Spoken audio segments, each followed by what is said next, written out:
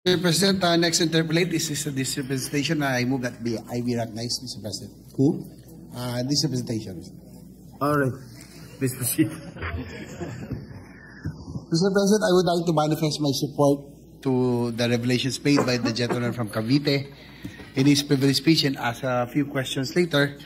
Ang issue pong ito tungkol sa mga flood control projects ay hindi po biro. Ito po ay nagdudulot ng pagkawatak-watak ng mga tirahan, ari-arihan, kabuhayan. Tila inanod at tinangay ng rumaragas ang baha ang pera ng sambayanan dahil sa kapabayaan at kasakiman. Sabi nga ng ating Pangulo, mahiya naman kayo. Pero ngunit talagang hindi siguro tinatablan ng hiya ang mga walang hiya. Sabi nung nanonood nga ako ng isang linggo, Mr. President, na habang sa presentation at sa privilege speech ni Senator Lacson, nasabi ko sarili ko, hindi na sana babaha kung ang kinapalan ang mga semento at ang mga bakal. Ang problema, yung mga muka ang kinapalan. Mayroon po tayong natanggap na may impormasyon na talamak ang korupsyon sa isang district engineering office na binanggit na rin po ng ating pong nagbigay ng privilege speech, yung po district office ng DPW sa Bulacan. Ang mga impormasyong po ito, Mr. President, ay kinukumpirma rin at naisiwalat na ng anomalya nung nakaraan. Ngunit nais ko pong bigyan diin na ang punot dulo po ng lahat ng ito ay ang kawalan ng plano o ang hindi pagsunod sa master plan.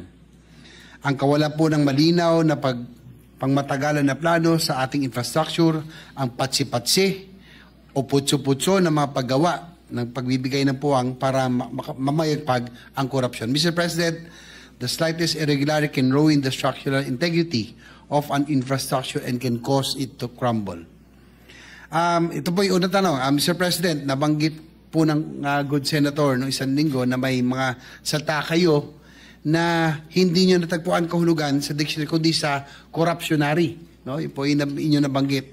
May mga kumausap po sa atin, sa ating opisina, na meron din sila nabanggit na ilang termino tulad ng pang-sports at pang-pamilya ng mga proyekto.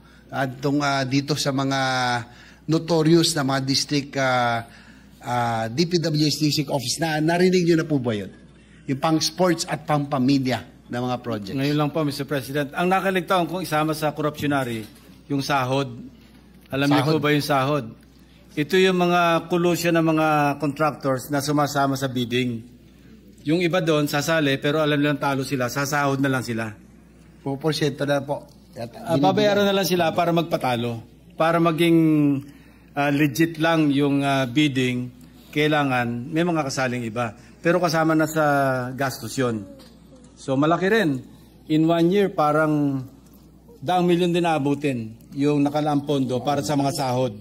So nakalimutan kong isama sa corruptionary yung salitang sahod. Nakasahod na lang sila, Mr. President. May meron tayong may I want to hear the pampamilya and pang-sports pa, Mr. President. Kung nyo maalala yung dating commercial ng Rabing Alcolio, may pampamilya at may pang-sports. No, dito naman po, may dadagdag natin sa yung corruptionary na binanggit. Yung pampamilya, ito po yung mga lehitimong project na dumaan sa tamang proseso, may maayos na planning at budgeting at talagang natapos, may accomplishment. Yung pong pang-sports, ito po yung tinatawag po nila na ito yung pwede nila paglaruan. No? Na, kumbaga, kadalasan ay ito yung binanggit nyo na katang-isip o guni-guni na ang mangyayari ay wala ng delivery. So ito po yung pang-sports. No? Ito yung talagang pinipera lang at walang delivery. So at least maidagdag po natin sa corruptionary. Thank you for the education, Mr. President. Mapunta naman po tayo, Mr. President, dito sa usapin ng bungi-bungi na mga flood control projects na binabagsak sa mga local government units. Dahil itong mga nakaraang linggo, after nung Blue Ribbon Committee hearing ni Senator Marcoleta at ng privilege speech ng gentleman from Cavite, ay may sari-saring mga LG officials ang nagsalita na marami daw proyekto na hindi nila alam at hindi po nakonsulta sa kanila at basta na lamang binaba sa kanila. Gaya ng inyo nabanggit. Posible ba na kahit na hindi kailangan ng lugar o ng LGU ang proyekto ay ito isinisagawa at pinipilit na isaksak upang ma-disburse lamang o magamit yung pondo? Posibly po. I believe na merong mga ganyang mga kaso, Mr. President. So, nangyayari dito, Mr. President, nakakalungkot. No? Kahit hindi kailangan, gaya nga na sinabi ng mga LGU officials, talagang dinadala na lang yung pondo, magkakaroon ng proyekto. Mukhang ibig sabihin yan, Mr. President, Your Honor, mukhang alam na natin na talagang pagkakapirahan lamang. Alam na this. Mr. President, ganitong kalakaran ay dapat nang matigil. Ako yung naniniwala. No? Hindi po na, ang nangyari, hindi na po need-driven. Gaya nung nabanggit nyo kanina. Ang mga proyekto, kundi greed-driven. No? Hindi na need-driven, kundi greed-driven. So, paano po natin kaya ito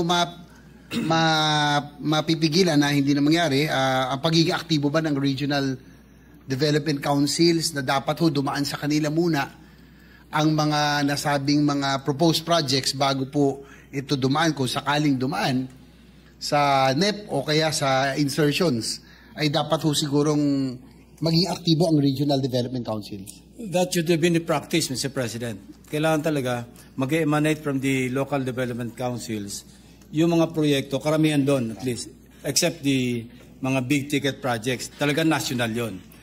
Pero pagka needs and priorities ng local government units at tig-usapan, dapat sa kanila manggaling. Tsaka naalala ko, Mr. President, nung ako'y nasa House pa, no? Dati po ay, pag national projects, it's left with the national offices. Ang pwede lang natin magkaroon intervention, yung po mga barangay roads, no? Yung mga very local, barangay halls, municipal roads, and the like. Kaya lang mukhang in the recent years, mukhang naiba po ang lahat ng ito at mukhang pinakailangan kailangan talagang magkaroon ng overhaul para pumabalik sa bago, sa dati. I couldn't agree more, Mr. President.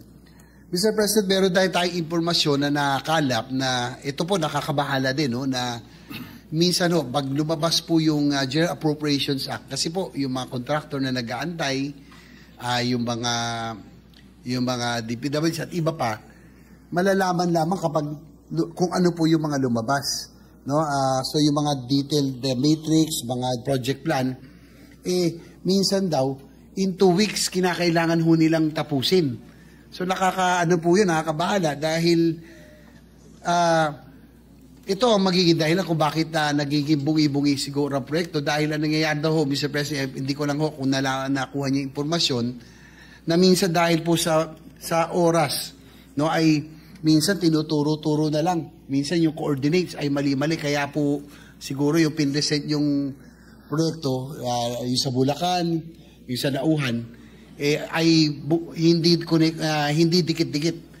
Sabi daw ay para lang magawa ay dahil sa pagmamadali ay tinuturo-turo na lang daw ng DPWH kung kanino mapupunta ang mga proyekto. Yan po daw ang nangyayari. It's happening, Mr. President. So yun po nakakalungkot, Mr. President, kasi po talagang kung bungi-bungi at patsi-patsi ang tubig, tubig ay hahanap po talaga ng pupuntahan. Mr. President, hindi na po ako masyado magpapakahaba, but I'm just hoping to get the support of the gentleman from Cavite also and our colleagues na siguro hindi na po nakakatuwa na pinipilit natin ang ating mga kababayan na maging resilient na lamang. Korupsyon at kawalan ng isang comprehensive master plan ang nakikita ko pong na dahilan kung bakit paulit-ulit ang pagbabaha at mga sakuna na dapat ay nabibigyan solusyon ng mga government infrastructure projects.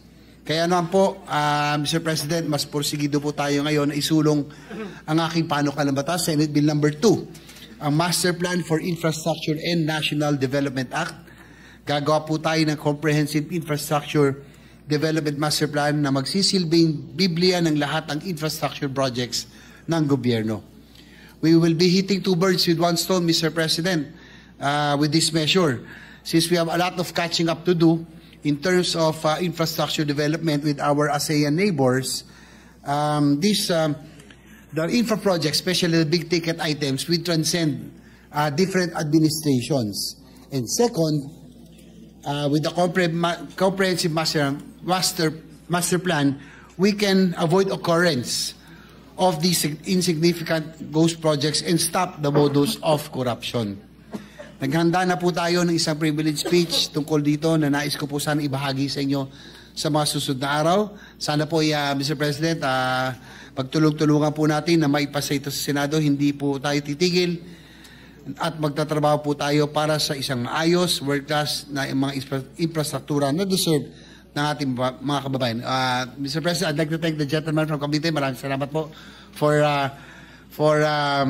bringing this up. No? Tama lang po, talagang kinakailangan na po talaga nating matigil ang gatong modus dahil talagang medyo umobra na po na ang at marami na po, sabi ko nga yung iba po impierno levels na at wala na pong kinatatakutan at wala na hong iyak. Kaya maraming salamat sa Senator Lacson for bringing this up. Mr. President, with that, I conclude my interpellation. Next to interpellate is Senator Bam Aquino. I move that he be recognized. Mr. President, Before I recognize Senator Aquino, I just move for suspension. I'm still unwell. No? If you notice, my voice is cracking. Maybe we can suspend consideration and resume the interpellation in the next session. If I may, with the indulgence of the gentleman from Tarlac. Yes, I noticed that Senator Lacson is still under the weather. We've been together since this morning. Yeah, Majority Leader. Thank you, Mr. President. Suspend the consideration muna. Suspend consideration. With that, Mr. President, I move to suspend the interpellation of the privilege speech of Senator Lacson. Any objection? There being none, motions approved. Mr. President, I move that we proceed to the additional reference of business. Secretary, please read the additional reference of business. Additional reference of business bills on first reading, Senate number 851, establishing the National DNA Database and appropriating funds therefore. Senator Estrada. Public order, dangerous drugs, justice and human rights, and finance. 852, establishing a regulatory framework for a robust, reliable, and trustworthy development, application, and use of artificial intelligence systems, creating the Philippine Council on Artificial Intelligence, delineating the roles of various government agencies, defining and penalizing certain prohibited acts. Senator Estrada. Sustainable Development Goals, Innovation, Futures Thinking, Science and Technology, and Finance. 853, an act implementing the people's right to information and the constitutional policies of full public disclosure and honesty in public service and for other purposes. Senator Estrada. Public information, mass media, civil service, government organization, professional regulation, finance. 854, an act creating the National Transitional Justice and Reconciliation Commission for the Bangsamoro, establishing a Transitional Justice and Reconciliation Program for the Bangsamoro, appropriating funds therefore. Senator Estrada. Local government, national defense, security, peace, reunification, reconciliation, finance. 855, an act further amending RA 8042, the Migrant Workers and Overseas Filipino Act of 1995, as amended by RA 122, to enhance protection and welfare standards for migrant workers through expanded compulsory insurance coverage. Senator Estrada. Migrant workers. 856, an act encouraging youth sector participation in the agricultural sector, establishing for the purpose a Tulong Kabataan sa Agrikultura program and a Tulong Kabataan sa Agrikultura Trust Fund, appropriating funds and for other purposes. Senator Estrada. Agriculture, food and agrarian farm, youth and finance. 857, establishing the Philippine Blood, Disease and Transfusion Center, defining its objectives, powers, and functions, appropriating funds therefore. Senator Estrada. Health and demography, government corporations, public enterprises, ways and means, and finance. 858, an act describing the order of presidential succession. Senator Estrada. Constitutional amendments and revision of codes. 859, an act mandating the TESDA to design and implement technical vocational education and training livelihood programs, specifically for rehabilitated drug dependents and appropriating funds therefore. Senator Estrada. Higher technical vocational education, finance. 860, an act amending RA 8371, the Indigenous Peoples' Rights Act of 1997. Senator Estrada. Cultural communities and Muslim affairs. 861, an act establishing the National Forensic Science Institute in the University of the Philippines System, defining its functions, appropriating funds therefore. Senator Estrada. Higher technical vocational education, public order, dangerous drugs, and finance. 862, an act penalizing foreign interference in the Philippines and creating the Counter Foreign Interference Council and for other purposes. Senator Estrada. National defense, security, peace, unification, reconciliation, justice, and human rights. 863, an act mandating the formulation and institutionalization of a comprehensive infrastructure development master plan, establishing the master plan for infrastructure and national Development Council and appropriating funds therefore. Senator Estrada. Economic affairs, public works, and finance. 864, an act amending RA 11223, the Universal Healthcare Act. Senator Estrada. Health and Demography, Migrant Workers, Finance. 865, Manang imposing excise tax on single-use plastic bags, amending Section